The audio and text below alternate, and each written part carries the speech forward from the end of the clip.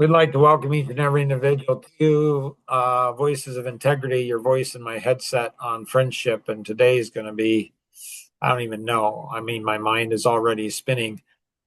Ginger Ann, why are you such good friends with me? I don't know. 'Cause they're easy to be friends with, I guess. That's what I was thinking. It's a common thing. It's a common thing that that my friends pretty much, if you when you think of Mark and friendship with Mark, what do you think of? And it's like how easy it is to be friends with him. Yeah, I think that's probably pretty standard. Um, do you have anything you'd like to accomplish today, Ginger Ann, on this podcast? Okay, I can have more of those easy friendships. Right, that's what I'm saying. All you got to do is get people to, think like I do.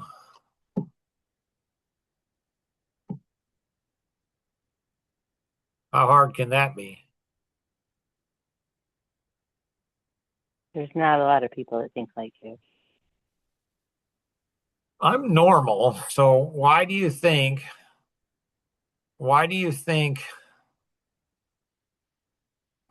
if God created everybody to think like I think, why do you think that people don't like children? They tend to think like I do. Like they're very honest.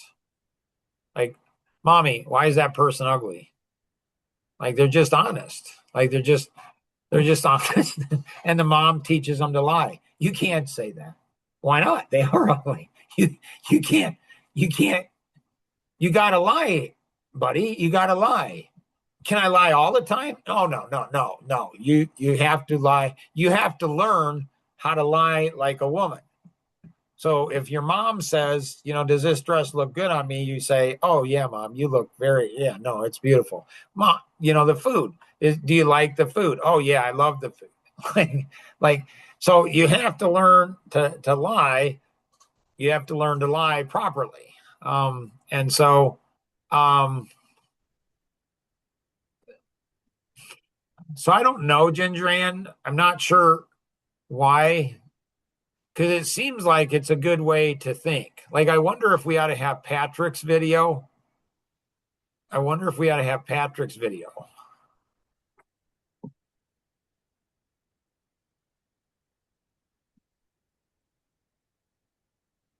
We could do parts of his video, like, and we can stop it.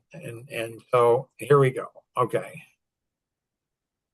Most people don't fail because they're weak. They fail because they lie to themselves every. That's pretty much all we need. It's like, yep, that sums it up. Like, why do people lie to themselves?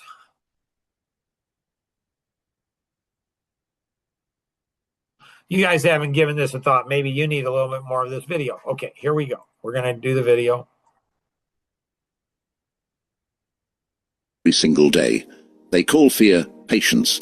They call comfort strategy. They call avoidance peace. Machiavelli warned about this centuries ago. The most dangerous lie isn't told by others. It's the one you whisper to yourself when nobody's watching. It's the excuse you repeat until it sounds like truth. It's the story you tell yourself so you can sleep at night while your dreams die quietly in the dark. In this video, I'm going to break down 8 ruthless Machiavellian principles that expose self-deception and show you why brutal self-honesty is the foundation of power, clarity, and control. This isn't motivation. This is psychological warfare against your own weakness. This is about looking in the mirror and telling yourself the truth. Whoa, baby cakes. That reminds me of a song. The Mirror song. Like, are your brains going crazy right now? You're like, oh my goodness, this is the answer I've been looking for. No, it's okay. You guys probably need to watch more of the video. So we'll watch more of it. Here we go. Even when it hurts. Especially when it hurts. Right, if the truth hurts, it was meant to, and the more it hurts, the more it was meant to hurt. So this is like Paul. You don't have to go to Florida to go ahead and be taught by Dave Ramsey or somebody else like Machiavellian. Like, you don't have, like, this is what Mark's been telling us. Because the pain of truth is temporary, but the cost of lying to yourself, that's permanent. By the end of this video, you'll understand why Machiavelli believed that self-deception is the first step toward defeat, and why the most powerful thing you can do is stop protecting yourself from reality. Now, I want you to drop this affirmation in the comments. I choose truth. Let's get into it. Number 1, comfort is often a disguised lie. Here's a lie people tell themselves every single day. I'm waiting for the right time. Let me translate that for you. What they really mean is, I'm avoiding discomfort. They're not strategic. They're scared. They're not patient. They're paralyzed. And they dress it up in language that sounds smart, sounds reasonable, sounds like wisdom. But it's not wisdom. It's weakness wrapped in excuses. Machiavelli knew this. He knew that power favors those who act, not those who delay. Action creates momentum. Delay creates decay. And comfort? Comfort is the drug that keeps you still. It whispers to you, stay where you are. It's safe here. Don't risk it. Don't push. Don't try. And you listen. Because comfort feels good. But here's what comfort really does. It makes you predictable. And predictability kills power. When you're comfortable, you're not growing. You're not adapting. You're not sharpening your skills or testing your limits. You're just existing. Going through the motions, playing it safe, hoping things work out without putting yourself on the line. And that's exactly where people want you. Your competitors? They want you comfortable. Because comfortable people don't compete hard. Your enemies? They want you comfortable. Because comfortable people don't fight back. Even your own mind wants you comfortable. Because discomfort requires energy, focus, risk. Comfort requires nothing. That's the trap. Comfort lies to you by making you think you're fine, that everything's okay, that there's no rush. But while you're comfortable, the world is moving. Opportunities are passing. Time is running out. Other people are taking the risks you're avoiding. And one day, maybe not today, maybe not tomorrow, but one day, you're going to wake up and realize that comfort didn't protect you. It trapped you. So ask yourself, what am I calling waiting for the right time? That's really just fear. What am I calling being smart? That's really just playing small. What am I calling strategy? That's really just stalling. Because if you're honest, brutally honest, you'll see the lie. You'll see that comfort has been whispering sweet nothings in your ear while your potential dies of boredom. And once you see it, you can break it. Not by waiting, by acting. Drop this affirmation in the comments. I choose discomfort. Number 2. Self-deception is the first form of weakness. Let me tell you something that nobody wants to hear. Lying to yourself feels safe. It feels comfortable. It feels like you're protecting yourself, but it's slowly destroying your edge. Every time you tell yourself a lie, you're giving up a piece of your power. You're choosing ignorance over awareness. You're choosing fantasy over reality. And that choice, that one small choice, becomes the crack in your foundation. Machiavelli understood this better than almost anyone. He studied rulers, leaders, conquerors. And you know what he found? They didn't fall because of their enemies. They fell because they misjudged themselves. They believed their own hype. They ignored their weaknesses. They convinced themselves they were invincible, right up until the moment they lost everything. Here's the truth. If you can't see your own flaws clearly, someone else will exploit them. Your blind spots become their weapons. Your denial becomes their opportunity. Your self-deception becomes their strategy. Think about it. When you lie to yourself about your abilities, you don't prepare properly. When you lie to yourself about your habits, you don't change them. When you lie to yourself about your situation, you don't fight to improve it. You just accept it. You rationalize it. You make peace with mediocrity. And that's exactly where weakness begins. Not in your circumstances, not in your resources, not in your background, in your willingness to look away from the truth. The moment you start lying to yourself is the moment you hand over control of your life to forces you can't even see. Because you're not fighting reality anymore. You're fighting a fantasy version of yourself that doesn't exist, and you can't win a war against ghosts. So here's the first principle. Self-deception is the enemy. It's not your friend. It's not protecting you. It's poisoning you. And the cure? Brutal honesty. Look at yourself. Really look. And name what you see.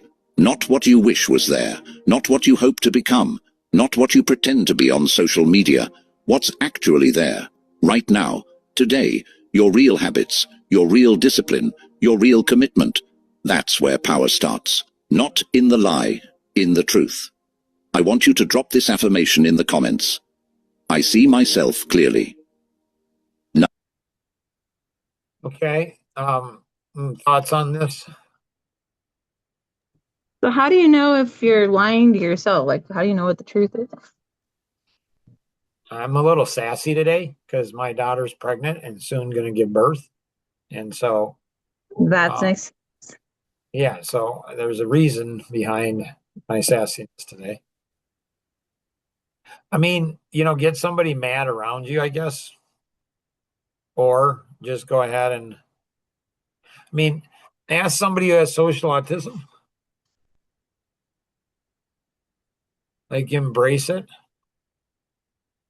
It's like, or another strategy is you can just tell people what you think of them. And they will return the favor. Any of those will seem to work. How do you know if what they're telling you is actually true or not? Well, there's some percentage of truth. It could be 1% or 99%. And it's not 1% true, but it's probably more than 1% true. And that really ticks them off when, they get angry and upset with you for something you say, and then they say something far more venomous than you said, harsher. And you're like, I can see that there's some truth to that. So you're just like, okay. Good questions, though. When you think of this, video, who do you think it should go to? Who do you know is not going to like this video? And send it to them. What's really fascinating is there are some people out there that are so delusional that they'll watch this video and they'll say, yeah, no, I love this video. I've seen that happen with the theory of stupidity from Bonhoeffer, or there's somebody out there that, my gracious, it seems to me, and it's like, but they say they like it. And it's like, other thoughts, Ginger Ann, or questions? No. Makes sense, I think. So people train us. They train us really well. There were two young men once that I told them, I discovered this a couple of years ago, and I'm like, it's fascinating because you two are training me. And one of them sassily said to me, are you training us? And I responded reflex-wise. I just said, obviously not as good. Like, obviously not as good. But we're training people around us. And so the weak train the people around them to accept their weakness. Like, Jonathan McKee, where he acted stupid intentionally so people wouldn't have high expectations of him. Elaine, anything you got? I'm curious why we tend to lean to do that and cripple ourselves.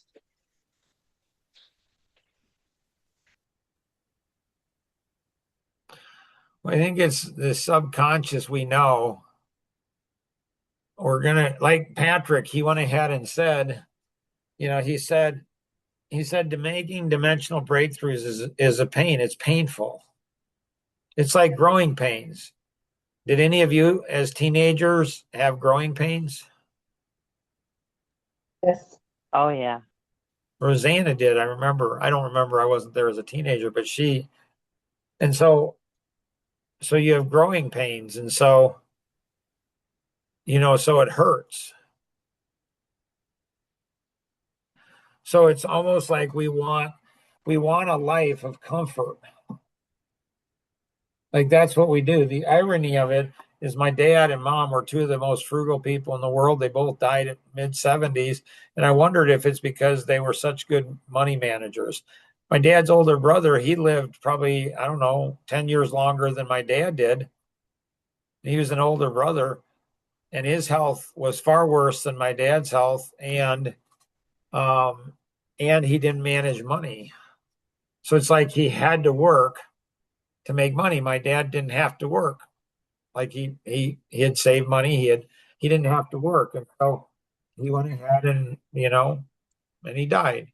I said after my dad died, I said, I wonder if my dad would still be alive if he wasn't so wise and disciplined in saving his money, and he had to work at Walmart as a greeter. I wonder if he would still be alive today. So, Elaine, I don't know. It's just, why are we addicted to lazy? Why is the brain, addicted to feeling a certain way without the work that goes into it? Not sure. I mean, because pain brings such beautiful things. Why do we resort to not wanting the pain? I haven't figured that one out yet.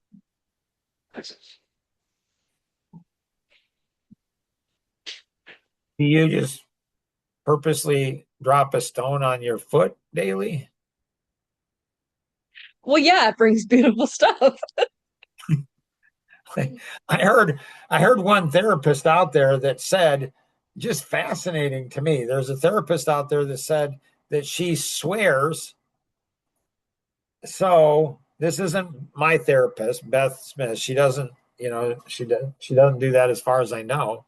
But this other therapist said she swears so she doesn't, on purpose, so she doesn't feel that she's better than other people. And I'm like, I would think there'd be other ways to do that, but I guess if it works for you, if that works for you, I don't know. So, Rosanna, your thoughts? I'm trying to figure out a balance on that. So you're supposed to attack yourself, it seems, but yet you're supposed to give yourself, I don't understand the encouragement. How do you do it without berating yourself, but not feeling bad about it? I don't understand it.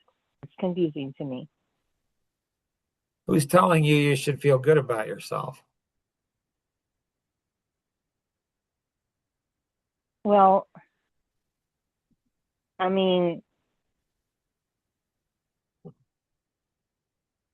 most everybody tells you, right? Don't sit there Most and everybody. rate yourself. Yeah, most everybody. The church you go to, the songs that you listen to. Most of the people in your life are telling you that you should feel good about yourself. That's exactly right. Anybody know why? So how do you find the balance? You think I have balance? You're still standing, so yeah. I think you're standing too. And so just because you're standing doesn't mean you have balance. So, I was just talking to Mike about that. And, my experience is that when you ask people for reasons, they give you excuses. And if you don't accept their excuses, they get mad at you. If you try to help them overcome their reasons for not doing things, they get mad at you.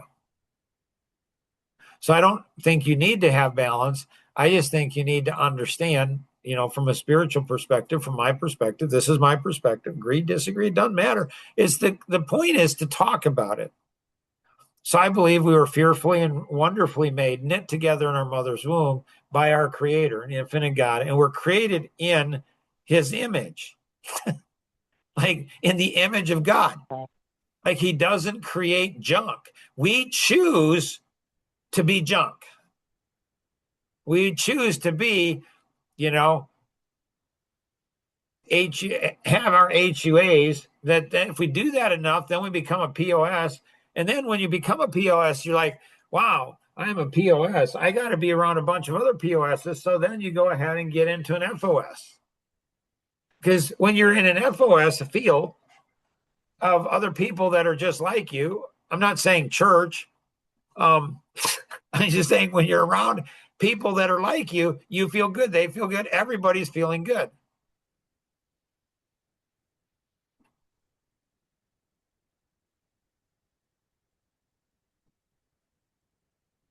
Okay. And so when one of my friends went ahead and said, Mark, I think you're dismissive of me. Like, I embrace that. Like, I don't know. Let's take a look at that. Let's really do. When they went ahead and said, I'm concerned you're a pathological liar. Let's talk about that. Let's really dig into that. When they say, the same person, when they said, I'm not sure you're going to heaven. Why is that? Well, because you haven't forgiven.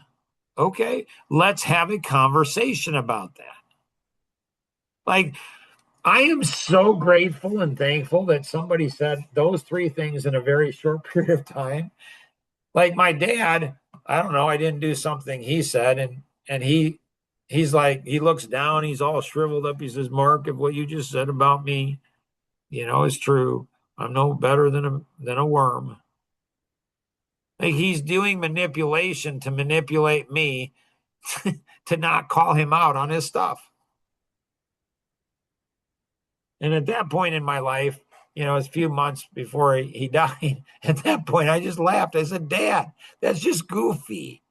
Like, you've been a pastor your whole life, and you get up in front of the church and you say, I'm no better than a worm. But people who say that don't really mean that. People who say, I don't feel like I'm valuable. Those same people will turn around and they'll go ahead and say, you're this and you're this and you're this and I'm this and this and this. And they come on very strong on how good they are. So I don't think you need balance, Rosanna. I think you just need concrete. I think you need to understand that you're creating God's image. That makes you special. That makes you amazing. But he gave you free will to be amazing, or to be, or to have your HUA, or to become an POS that becomes an FOS. Like, God gives you free will to do that. And if somebody says you're a POS or you're bunched with an FOSs, like, don't get mad at them, hug them and say, man, that's awesome. Thank you. Like, why wouldn't you do that? I mean, think about it. It just makes sense. Like, Mike's going to like this one. Patrick's going to like this one. They'll like this. Nora, like, she's going to like this one. And I know all of you are caring about a bunch of people, and you guys are going to make sure at least 2 other people listen to this one. I know you guys, because you guys are, I'm trying a pastor technique, telling you how amazing you are, to see if that actually works. Like, ooh, you guys are amazing. And so it's like when somebody goes ahead and says, like, I have another friend, and he's had a friend for 60 years. He says he's his best friend, but he goes and says to his friend, his friend is cheap, a tightwad. And they get into a big argument. And what they do is, the friend of my friend, he teaches my friend, don't do that. Don't say that to me. Well, and so the friendship, it won't grow. It will not grow. It gets locked in that. Well, if I can't say that, well, then I can't say this and this and this. And so what kind of a friend do you have? I mean, I meet with 3 gentlemen in their 80s that have been friends for over 70 years. And the first time I met them, I'm like, dang, that's awesome, 70 years. And I asked them, I said, what makes your friendship work? And they all said, you just accept the other person as they are. You don't challenge them. So what they're saying is, you can have a level 1 friendship for decades, But those are pretty much a dime a dozen, I think. Because you just teach everybody to accept you and you accept everybody else and nobody grows. We have 7 more minutes here ish. And so anyone else have anything before we dive back into this? We won't get through the whole thing. This looks like it's a 21 minute. We could have gone through just listen, but like you need to interact with it, right? Like you interact with this. Like what do you think about this? Like years ago, I figured out, I'm like, I don't know, 30 years ago, like I want my kids to learn how to think. Like I was sitting in I remember, like, why don't you have memories like this if you don't? So I'm sitting in in my van after playing basketball, and a woman goes ahead and gets on, and she said, I don't know if it was Cynthia Tobias. I don't remember what the author was, but she says, what's the most important thing that you want to teach your children? Then there was a commercial break, so I had to sit, and I sit, wait. Then she came back on, and it's teaching them how to think, not what to think, but how to think. Teaching them how to think. And so, like, high frequency people can think like low frequency people. It's not that hard. There's a reason why I don't do things. That's not that hard. There's always reasons. But a low frequency person can't think like a high frequency. They just can't. They cannot. They do not have the capacity to think like a high. High frequency people, it's hard to be around low frequency people because you can see I could fall into that mindset. There's always a reason. So if you guys want to interrupt this one at any time, just say, hey, Mark, yell out and say, hey, let's stop it and talk about it. Because the conversation is what's magical. It's not the video. It's like, what are we going to do with the video? This is why, you do podcasts and then you interact and you share reflection and then you have a chat about that reflection, right? Like, I don't know, makes sense to me. Number 3. Excuses are stories for the weak mind. How many excuses did you make this week? How many times did you explain why you didn't do something instead of just doing it? How many times did you tell yourself a story about why it's not your fault? Here's the truth that nobody wants to hear. Every excuse you accept becomes a permission slip for failure. Every time you explain instead of improve, you surrender authority over your own life.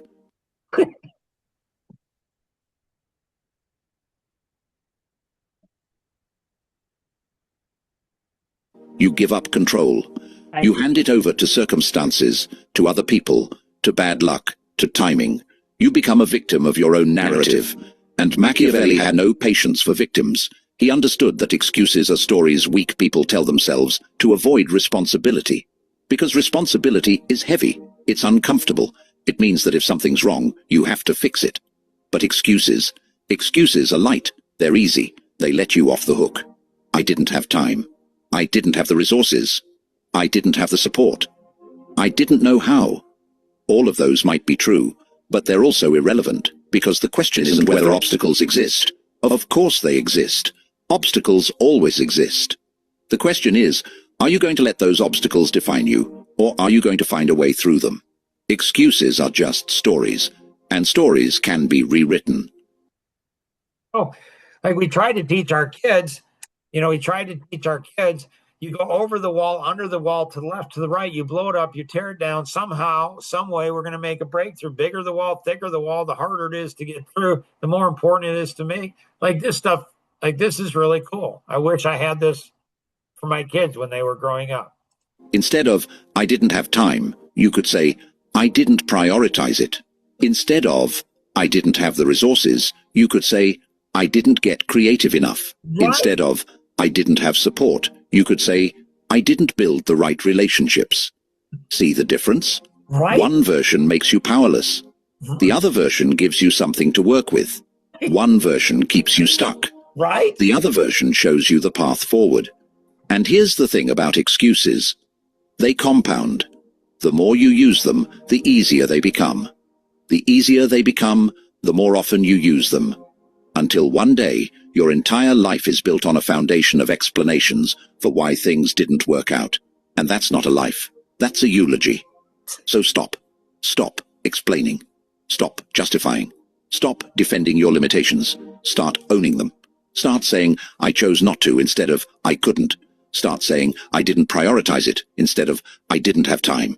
Start saying, I was afraid instead of, it wasn't the right moment. Because honesty, even painful honesty, gives you power. Excuses take it away. Drop this affirmation in the comments. I own my choices. Number 4. If you can't face reality, you can't control it. Power begins with one thing, seeing the world as it is, not as you wish it to be. This is where most people fail. They want reality to bend to their hopes. They want the world to be fair, to be kind, to reward good intentions. And when it doesn't, they feel betrayed. But Machiavelli didn't care about fair. He cared about what works. And what works is this: clarity. Cold, hard, unfiltered clarity. Self-lies distort reality. They put a filter over your perception. They make you see what you want to see instead of what's actually there. And distorted reality leads to disastrous decisions. You hire the wrong people because you believed their potential instead of their track record. You stay in the wrong relationship because you focused on the good moments instead of the pattern. You stick with the wrong strategy because you invested so much that admitting failure feels impossible. All of that comes from one source: refusing to face reality. And here's what nobody tells you. Clarity is cruel. It doesn't sugarcoat. It doesn't protect your feelings. It doesn't care about your ego. It just shows you the truth. And the truth can be harsh. It can tell you that you're not as talented as you thought, that your plan isn't working, that people don't respect you the way you assumed. That hurts. But you know what hurts more? Living in a fantasy while the real world moves on without you. Making decisions based on wishful thinking and watching them blow up in your face. Wondering why nothing works when the answer is right in front of you. You just refuse to see it. So be cruel to yourself. Not in a destructive way, in a clarifying way. Ask the hard questions. Is this actually working, or am I just hoping it will? Am I respected here, or am I tolerated? Am I growing, or am I stagnant? Am I building something real, or am I building a castle in the air? Don't answer with what you wish was true. Answer with what is true. And if the truth is ugly, don't run from it. Use it.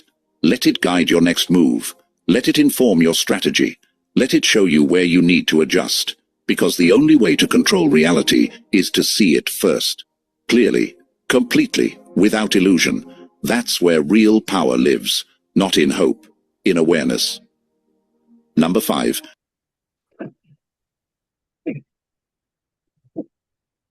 Question?